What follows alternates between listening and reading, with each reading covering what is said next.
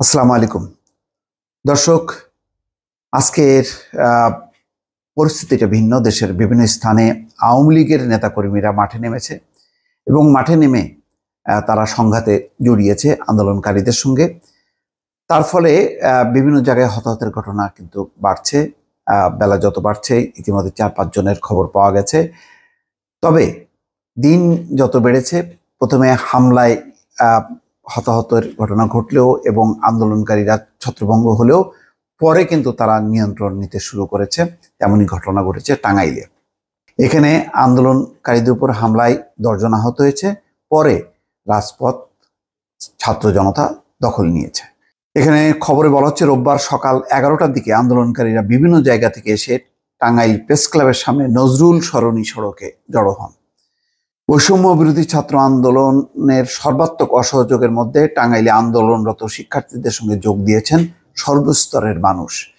আজ রোববার সকাল 11টার দিকে আন্দোলনকারীরা বিভিন্ন জায়গা থেকে এসে টাঙ্গাইল প্রেস ক্লাবের সামনে নজরুল সরণি সড়কে জড়ো হন। সেখানে হাজার হাজার ছাত্র জনতার স্লোগানে মুখরিত হয়ে ওঠে পুরো এলাকা।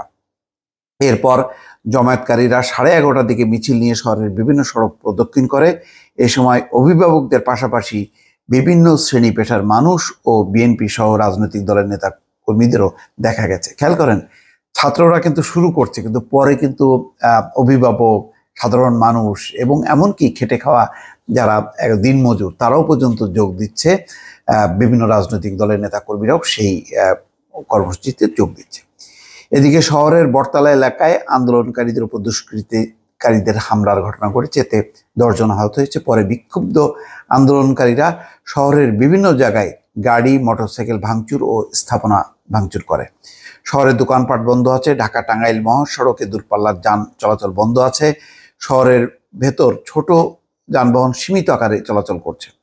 কর্মসূচি চলাকালে পুলিশ, র্যাব সহ আইনশৃঙ্খলা বাহিনীর সদস্যদের নিরাপদ দূরত্বে অবস্থান করতে দেখা গেছে। এদিকে জেলা আওয়ামী লীগের সাধারণ সম্পাদক জোয়াহেরুল ইসলাম শহরের বিবেকানন্দ স্কুলে নেতাকর্মীদের নিয়ে জমায়েত হচ্ছে এমন খবরে আন্দোলনকারীরা সেখানে গিয়ে জোয়াহেরের গাড়ি পুড়িয়ে দেয়, গাড়ির চালককে পিটিয়ে আহত করে। ঘাটাইল উপজেলা আওয়ামী লীগের নেতা কর্মীরা মিছিল বের করলে আন্দোলনকারীদের ধাওয়ায় তার ছত্রভঙ্গ হয়ে যায়। পরে স্থানীয় একটি পুলিশ বক্সে আগুন দেওয়া হয়। কালিহাতীতে আওয়ামী লীগ নেতাকর্মীরা মিছিল করলে আন্দোলনকারীরা ধাওয়া করে। এখানে ইটের আঘাতে উপজেলা আওয়ামী লীগের সভাপতি মোজাহেরুল ইসলাম ঠান্ডু সহ কয়েকজন আহত হয়। অন্যদিকে জেলা শহর ছাড়াও সখীপুর, টাঙ্গাইল, ঘাটাইল, সখীপুর ও ঘাটাইল উপজেলা সহ বিভিন্ন উপজেলায় আন্দোলনের খবর পাওয়া গেছে। টাঙ্গাইলের অতিরিক্ত পুলিশ সুপার মোহাম্মদ শরফুদ্দিন বলেন, আন্দোলনকারীদের শান্তিপূর্ণ কর্মসূচি পালনের আহ্বান জানানো হয়েছে। আমরা ধৈর্যের সাথে পরিস্থিতি পর্যবেক্ষণ করছি। দর্শক, বুঝতে পারছেন যে এখন শুধু শহর এলাকা না, একেবারে তৃণমূল পর্যন্ত ছড়িয়ে গেছে এই আন্দোলন। ভালো থাকবেন। আল্লাহ হাফেজ।